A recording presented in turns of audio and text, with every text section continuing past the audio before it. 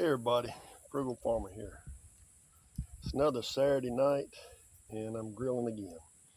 And you wonder why I post these at first thing Saturday morning. Well, I'm running a week behind, so if you're seeing this, I grilled this last Saturday.